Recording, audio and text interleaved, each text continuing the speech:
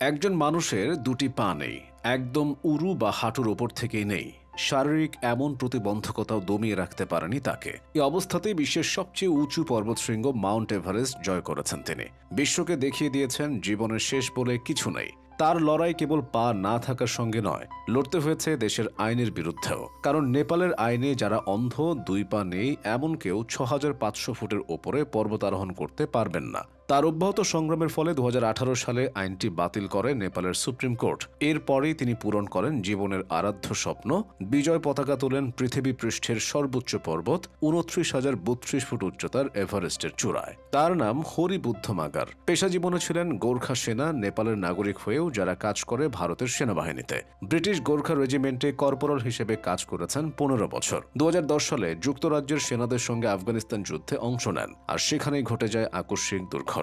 একটি বোমার আঘাতে আহত হন হরি। হাঁটুর ওপর থেকে কেটে ফেলতে হয় দুই পা। হরি বুদ্ধের মনে হয়েছিল জীবন বোধহয় এখানেই শেষ, আর কিছু করতে পারবেন না। যে হিমালয়ের ছায়াতলে তিনি বড় হয়েছেন সেখানে কাটে দিন। শুরুতে ভেবেছিলেন বাকিটা জীবন তাকে বুঝি কাটাতে হবে হুইল চেয়ারে। ভেবেছেন তার কথাও। হতাশা থেকে আসক্ত হয়ে পড়েন মাদকে। একসময় অনুশোচনায় ভোগা আরম্ভ করলেন হরিবুদ্ধ। এসব কি করছেন তিনি? অন্য ১০ জন স্বাভাবিক মানুষের মতোই তো ছিলেন। নেপালের রোলপা জেলার প্রত্যন্ত পাহাড়ি গ্রামের কৃষক পরিবারের জন্ম। কত সংগ্রাম করেই না জীবনের এ পর্যায়ে এলেন। প্রাথমিকে পড়ার সময় খালি পায়ে হেঁটে বিদ্যালয়ে যেতেন। বয়স যখন ১১ বছর তখন গ্রাম থেকে ৪০ মাইল দূরে গিয়ে পিঠে করে লবণ, কেরোসিন এবং খাদ্যদ্রব্য নিয়ে আসতে হতো। ছোটবেলায় যখন স্কি করতেন তখন পর্বত দেখতেন, স্বপ্ন দেখতেন এভারেস্ট জয়ের। তাহলে এখন এসব কেন করছেন? ৩ সন্তানের কথা ভেবে সিদ্ধান্ত নেন পাল্টে ফেলবেন সবকিছু। এরপর এভারেস্ট জয়ে সর্বশক্তি নিয়োগের সিদ্ধান্ত নেন। হতাশা কাটিয়ে ঘুরে দাঁড়ান তিনি। পুনর্বাসন কেন্দ্রে থাকার সময় চিকিৎসার পাশাপাশি নেন পর্বতে চড়ার প্রশিক্ষণ।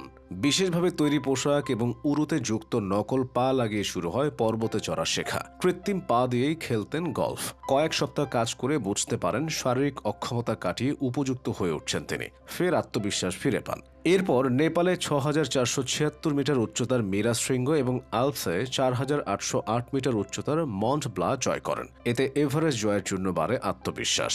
মাগারের হতাশা জীবনে আলো ফিরে আসে, কিন্তু এক পর্যায়ে বাধা হয়ে দাঁড়ায় দেশের আইন। ২০১৭ সালে চালু হওয়া নেপালের একটি আইনে অন্ধ বা দুই পা নেই এমন ব্যক্তিদের ৬৫০০ ফুটের ওপরে পর্বত আরোহণে নিষেধাজ্ঞা জারি করা হয়। মুখ থুবড়ে পড়ে হরিবুদ্ধের এভারেস্ট চড়ার স্বপ্ন। কিন্তু হার মানার পাত্র নন তিনি। শুরু করেন আইনের বিরুদ্ধে লড়াই।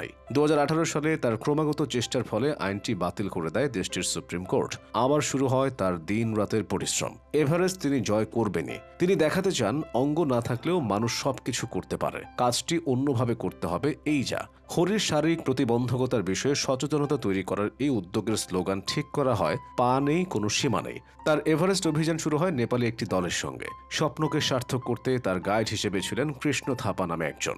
অবশেষে ২০২৩ সালের ১৯ মে শুক্রবার ৮,৮৪৯ মিটার উচ্চ মাউন্ট এভারেস্টের শৃঙ্গ জয় করেন তিনি। এডমন্ড হিলারি এবং শেরপা তেনজিং এভারেস্ট জয়ের ৭০ বছর পর এমন কৃতিত্ব করলেন তিনি। অবাক বিস্ময়ে পৃথিবী তাকিয়ে রয় তার দিকে। দেশে দেশে গণমাধ্যমে প্রকাশ হয় অসীম সাহসিকতায় পরিপূর্ণ এক গল্পের কথা। এভারেস্ট জয় করে হরিবুদ্ধ বলেন, আমি চাইলে ঘরে বসে থেকে সময় কাটাতে পারতাম এবং সেখানে থেকেই মৃত্যু হতে পারত, কিন্তু শরীরের পাশাপাশি আমি অর্থ এবং মানসিকতার বিরুদ্ধে লড়াই করেছি। আমি বিশ্বাস করি কোনো মতে বেঁচে থাকা জীবনের শেষ কথা নয়, অন্যরকম কিছু করার জন্যই আমাদের এই মূল্যবান জীবন দেয়া হয়েছে।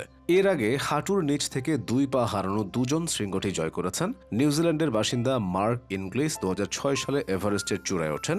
অপরজন চীনের জিয়া বইয়ু এভারেস্ট জয় করেন ২০১৮ সালে। তবে মাগারের মতো উরু থেকে পা নেই এমন কেউ এর আগে পরে আর সফল হননি।